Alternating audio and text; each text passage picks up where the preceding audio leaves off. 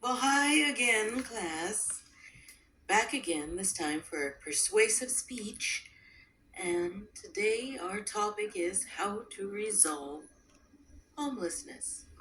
Now, the first thing I believe that needs to really be understood about how to approach a problem when you recognize that it's there.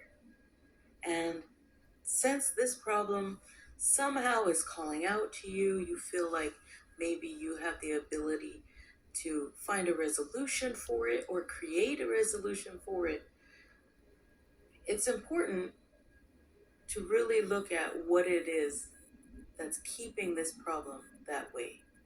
So it's like doing math all the time. You've got to try to figure out how and why it's important to understand the both of the sides of the problem and what it is that's connecting them, and then the sum. So, with people being homeless, I find the biggest problem is that whenever I've spoken with somebody who is homeless or currently is homeless or have spoken to people who were once homeless and came out of it and are thriving in life, they generally say that the feeling that is derived is a sense of hopelessness and like nothing matters, and that somehow nothing matters. And what I'm trying to understand about this feeling of nothing matters when you're homeless, it's because you don't feel like you have a place that is something that belongs to you. It's a space where you can be have rest and be comfortable and have peace of mind.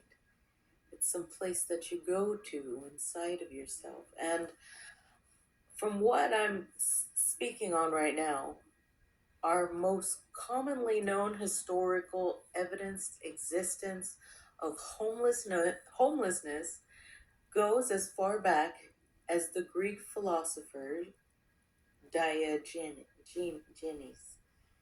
Diogenes, whom was also the founder of cynicism. What a coincidence! So cynicism is a belief that people can only be motivated by self-interests rather than honorable or unselfish reasonings. And I just, I have to disagree with you, Mr. Diogenes, Genes. I have to say that, well, it's none of my business, or what am I supposed to do about it, or it's way too big for me, are commonly referenced thoughts, feelings, and or inaction to do anything. The world looks like a different place from the space of being homeless.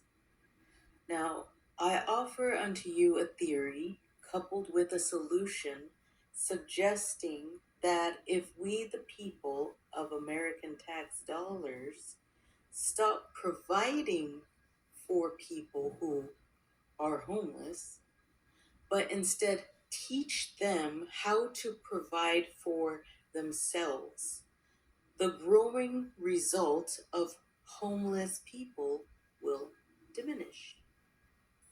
So, all of that is going to be able to happen, right? Because self dependence empowers people, and our natural purpose is to eat and live. It's also because it states in a historical book called the Holy Bible, in Genesis 2:5, that man was created to till the ground. So there's something special about that relationship that needs to be reestablished into people's lives. And it's also because unhoused people are evidence of a diminishing society. And they need immediate attention to pursue a realized life purpose in feeding oneself versus the old model of feeding those in need. Homeless people are an indication of a society that is self-destructive. Exactly like the stress hormone cortisol, which can kill us. So when we see that there's a problem, we can take charge, and we can work towards correcting the issue by uprooting it, pulling it out from the very core of its existence. Or it will kill us. As a society, we will die. Because the reality is that homeless people are the loud alarm that's resounding in my head each and every time I see that I can do something.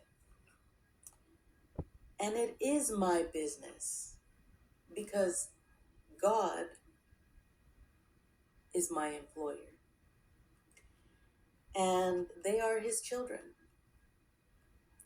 So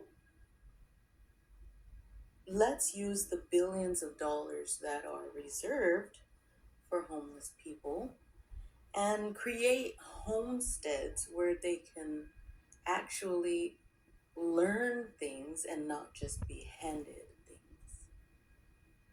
I hope that we can really change and take charge of the situation and turn off this alarm that's resounding in my head.